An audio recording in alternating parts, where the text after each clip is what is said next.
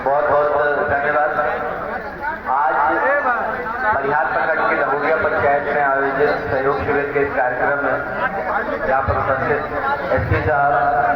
परिहार प्रखंड के वरीय नोडल पदाधिकारी इस्लाम जी, यहाँ पर उपस्थित वीडियो साहब, सीओ मैडम, यहाँ पर उपस्थित प्रमुख मैडम, मुखिया जी, सरपंच जी, यहाँ पर उपस्थित सभी माननीय जनप्रतिनिधिगण, यहाँ पर उपस्थित लहुरिया पंचायत के सभी नागरिकगण, यहाँ के छात्र छात्रा, अभिभावक, मीडिया के बंधुगण, आप सभी का स्वागत है। और बहुत खुशी की बात है, आज आप लोग इतनी बड़ी संख्या में यहाँ पे इस कार्यक्रम में उपस्थित हुए हैं, तो आप सबके लिए एक बार ताली हो जाएगी। आप लोगों के माध्यम से ही जो इस सहयोग शिविर का कार्यक्रम प्रारंभ किया गया है माननीय मुख्यमंत्री जी के निर्देशानुसार, तो ये काफी इसका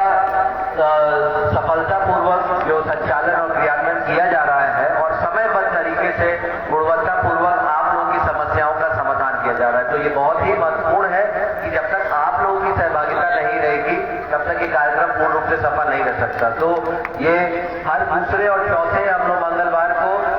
हर एक जो हम लोग के ग्रामीण क्षेत्र है, नगर क्षेत्र है, हर जगह आप लोगों के ये कार्यक्रम हो रहे हैं और हमारे सारे जो जिला स्तर के और प्रखंड स्तर के जो पदाधिकारी हैं वो सब पंचायतों में जाते हैं और प्रयास करते हैं कि आप लोगों का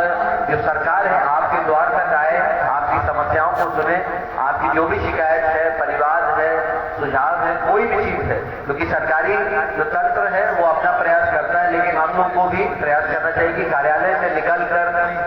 जो प्रत्यक्ष रूप से अगर आप लोग डायरेक्टली आपसे जो रूबरू होते हैं, आपकी बातें समझते हैं और आपकी कोई कठिनाई है, क्योंकि पंचायत स्तर पर जो हम लोग का पंचायत सरकार भवन है या जहाँ पे पंचायत भवन चल रहा है, लगातार हम लोग प्रयास कर रहे हैं कि हम लोग के सारे जो पंचायत के कर्मी, चाहे राजस्व कर्मचारी हो, पंचायत सचिव हो, आवास सहायक हो, पंचायत रोजगार सेवक हो, विकास मंत्री हो, वो सब उपस्थित रहे और आप लोग को जो भी सेवा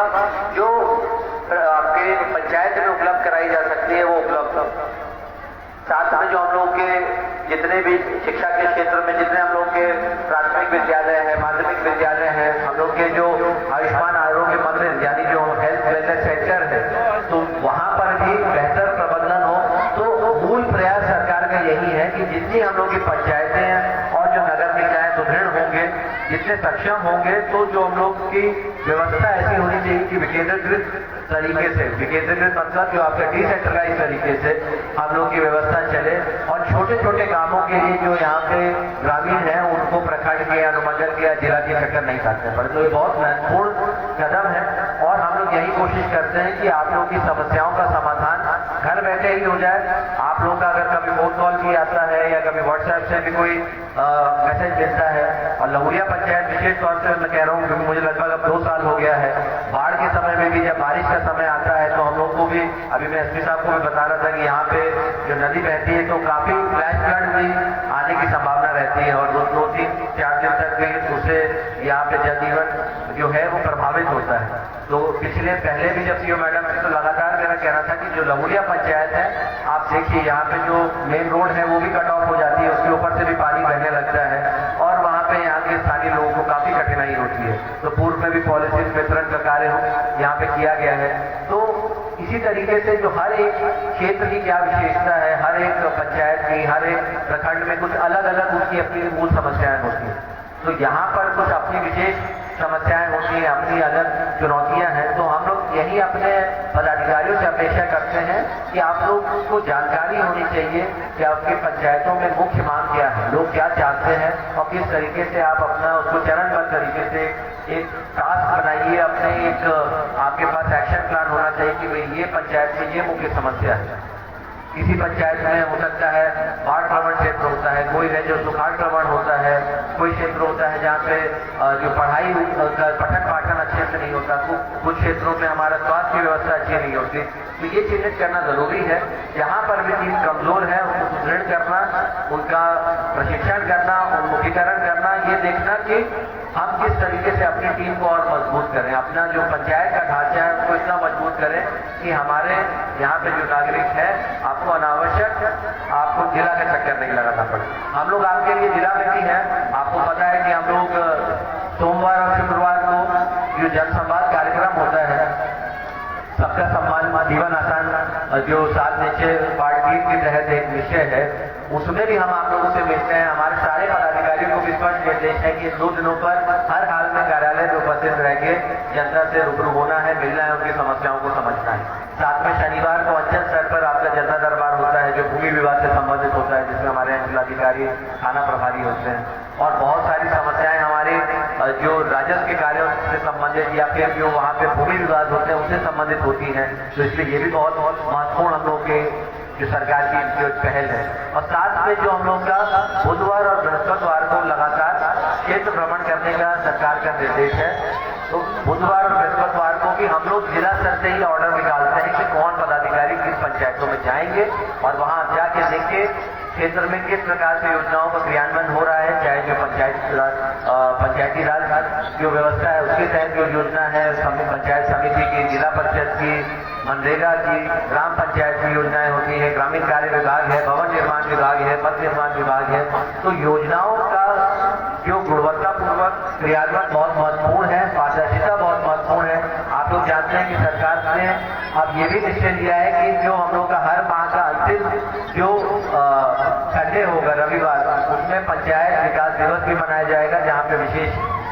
जो ग्राम सभा का भी आयोजन होता है। और जो हमारे माननीय मुखिया जी हैं वो अपनी कार्य योजना बताते हैं, अभी तक क्या कार्य हुए हैं, कितना फंड, कितनी राशि सरकार से उपलब्ध हुई है 15वीं वित्त से, 6वीं वित्त से, और उससे कितना व्यय किया गया है, कहाँ कहाँ व्यय किया गया है, इसका लेखा जोखा आपके समक्ष प्रस्तुत हो, पारदर्शिता से काम हो। जहाँ पर भी हम लोग के सरकारी कार्य हो वहाँ पे बोर्ड लगे। आप लोगों को भी जानना चाहिए कि कौन सा कार्य हो रहा है, उन योजनाओं में कौन सी एजेंसी कार्य कर रही है, कार्य प्रारंभ करने की क्या तिथि है, समाप्ति की क्या तिथि है। तो ये आपका अधिकार है, आप लोग को जानना चाहिए, पूछना चाहिए, चाहे आपके जो जनप्रतिनिधि हो, जो पदाधिकारी हैं, और हम लोग भी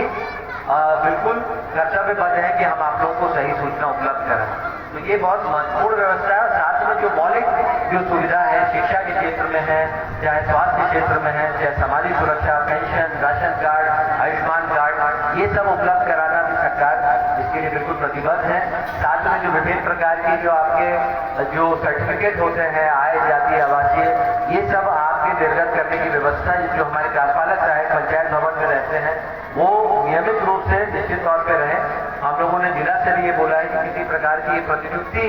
इन पदाधिकारियों कर्मियों की नहीं की जाए अनावश्यक, और वो यहीं पर रह के अपने कार्यों का निष्पादन करें। हमारे राजस्व कर्मचारी, पंचायत सचिव जब नियमित रूप से हमारे कर्मी यहाँ उपस्थित रहेंगे तो निश्चित तौर पर जो आपकी बात है वो बड़ी पदाधिकारियों तक बेहतर तरीके से रख सकते हैं और अधिकांश कार्य जो है वो अपने स्तर से ही उनको निष्पादित भी कर सकते हैं। तो ये बहुत सरकार की तरफ से ये मुहिम है, हम लोग भी पूरा प्रयास करेंगे। और जैसा कि मैंने कहा कि जो लहुरिया पंचायत में भी अगर कोई विशेष समस्या है तो वीडियो साहब, सीओ मैडम, आप लोग भी देखिए, और इस पे जो जनप्रतिनिधियों के साथ भी आप लोग के आपसी समन्वय रहना चाहिए, ताकि अगर आपको लगता है कि जिला स्तर से आपको कोई सपोर्ट चाहिए या हम लोगों को विभाग के स्तर से कोई अनुशंसा करनी है या कोई और नई योजना लेनी है, तो उसके लिए भी हम लोग को जानकारी मिले। हम लोग यही चाहेंगे इस प्रकार से जो कार्यक्रम है सफलतापूर्वक चले। आप लोग जानते हैं कि माननीय मुख्यमंत्री जी ने स्पष्ट निर्देश दिया है कि 30 दिनों में सहयोग शिविर में जितने भी आवेदन प्राप्त होंगे उनका निष्पादन करना है, और 10 दिन पूर्ण होते ही एक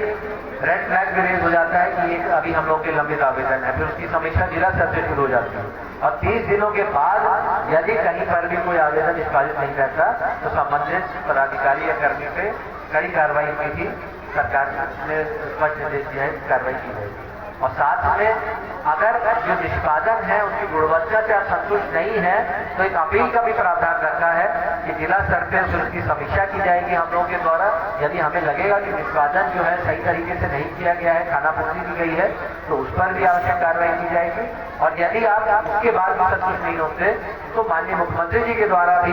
आवेदनों को अभी हाल में आप लोगों ने देखा होगा, उनके द्वारा भी उसकी सुनवाई की जाती है और ये सुनिश्चित किया जाता है कि जो आवेदन आया है उसको नियमानुसार बिल्कुल उसमें जो आवश्यक सही कार्रवाई है।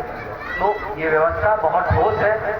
आपकी जो जन संवाद की जो व्यवस्था है, जो लोक शिकायत की व्यवस्था है, आरटीपीएस की व्यवस्था है, ये उसके अतिरिक्त है। तो वो सारी व्यवस्था पूर्ण से चल रही है। लोक शिकायत के तहत भी आप लोगों को पता है लगातार हम लोगों की अनुमंडल लोक शिकायत, जिला लोक शिकायत और मेरे पास जो द्वितीय अपील में मामले आते हैं हम लोग सुनवाई करते हैं और प्रयास करते हैं कि हर एक मामले में सही तरीके से सुनवाई हो, और जो भी न्याय पूर्वक जो निर्णय हो वो लिया जाए, ताकि जो भी हम लोग के जो ग्रामीण जनता है उनको किसी प्रकार की समस्या नहीं हो। और साथ में न्याय होना बहुत जरूरी है। जो हमारी गरीब जनता है, जो वंचित जनता है, उनको न्याय मिले, उनके अधिकारों का किसी प्रकार से हनन नहीं हो, प्रशासन उनको अधिक से अधिक मदद करे। और हम लोग के लिए सभी लोग समान हैं, हम लोग संतुलित तरीके से प्रशासन को देखते हैं, लेकिन विशेष हम लोग की नजर रहती है। मान लीजिए कोई महिला वर्ग के लोग हैं, कोई वृद्ध जन है, कोई दिव्यांग जन है, तो ये भी हमारा देखना हमारा दायित्व है कि उनका की समस्या के लिए अनावश्यक उनको जिला स्तर पे जाना पड़े या इवन प्रखंड तक जाना पड़े तो ठीक नहीं है। आप लोगों की समस्या का जो निदान है, मान लीजिए कि पेंशन रुकी है, वृद्धावस्था पेंशन, तो हमारे पंचायत सचिव, हमारे विकास मंत्री का दायित्व है कि वो अपना सर्वे करें और पंचायत में ही ऐसे आवेदनों को एकत्रित करके यहाँ पे प्रखंड में उपलब्ध करें। तो थोड़ी संवेदना जितनी हम लोग रखेंगे, हम लोगों का बेहतर प्रशासन होगा और आप लोगों का भी सहयोग हम लोग को लगातार पूर्व में भी मिलता रहा है, आगे भी मिलता रहेगा। हम लोग आशा करते हैं कि आने वाले समय में और बेहतर कार्य होंगे और बेहतर विकास जो है उसके कार्य किए जाएंगे। और इसी के साथ मैं आप सभी को फिर से बहुत बहुत शुभकामना देता हूँ, आभार प्रकट करता हूँ कि आज आप इतनी भारी संख्या में इस कार्यक्रम में आए। बहुत बहुत बहुत धन्यवाद। जय हिंद, जय बिहार।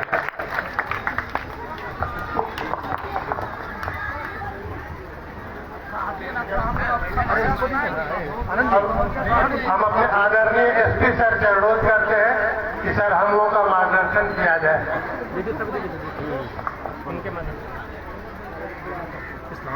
आज यहाँ उपस्थित हमारे जिला पदाधिकारी महोदय, सभी जनप्रतिनिधिगण, सभी पदाधिकारीगण, पुलिस ऑफिसरगण, पुलिसकर्मीगण और यहाँ उपस्थित सभी लोगों का मैं स्वागत करता हूँ। डीएम सर ने बहुत विस्तृत तरीके से आप लोग को सहयोग शिविर के बारे में बताया है और हम लोग की भी यही सरकार की तरफ से जो जन सुनवाई और समयबद्ध तरीके से टाइमली मैनर में 30 दिनों में आप लोग की समस्याओं का निराकरण किया जाए, चाहे वो थाने की समस्या हो या किसी और विभाग की समस्या हो, तो हम लोग का यही प्रयास है। इसके अलावा यहाँ पे बहुत सारे बच्चे आए हैं, महिलाएं आए हैं और गार्जियंस भी आए हैं। मैं सबसे ये अनुरोध करना चाहूंगा कि खासकर बच्चों से अपनी पढ़ाई पे ध्यान दें। शिक्षा ही एक ऐसी चीज है जिससे आप लोग कोई भी जॉब, एम्प्लॉयमेंट या आपको रोजगार मिलेगा। तो मेरा सभी से यहाँ पे आग्रह रहेगा, बच्चों पे खासकर और उनके जो गार्जियन हैं, अपने बच्चों को पढ़ाइए और अच्छी शिक्षा प्राप्त कर लेंगे तो जरूर कोई ना कोई नौकरी, जॉब मिल जाता है, जिससे पूरे परिवार का उद्धार हो जाता है।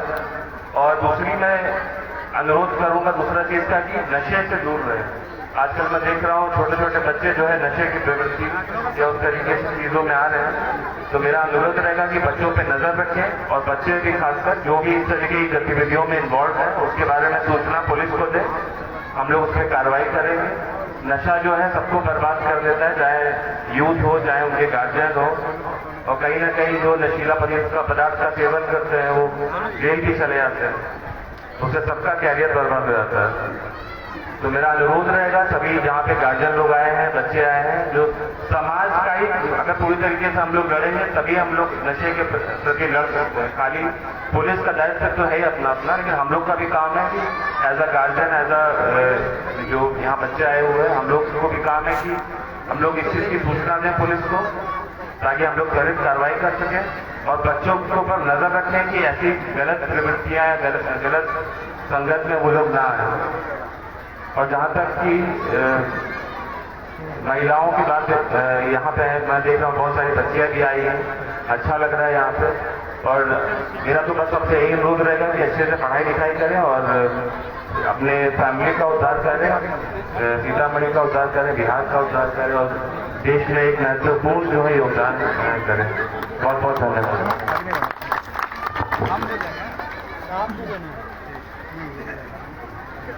सुरेंद्र जी, प्रमुख मैडम अनुरोध है कि उसमें लगेगा मध्य विद्यालय लोहिया पंचायत उपस्थित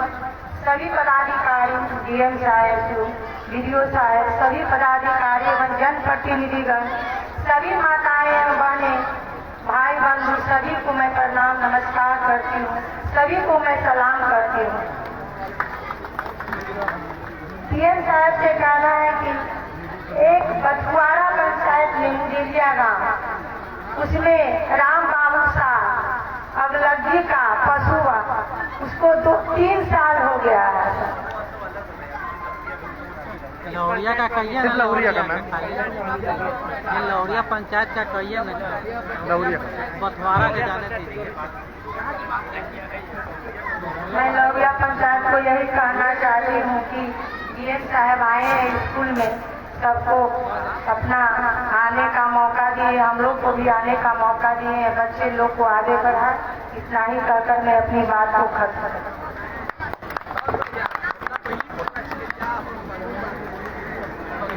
इसको बढ़ाओ ना आगे थोड़ा। अरे तो हम लोग आने मोमेंट में दिक्कत ना हो रहा है, हम लोग संभालना समझ रहे हैं।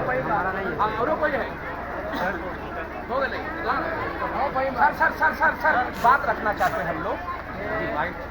सर वो देख, हेलो।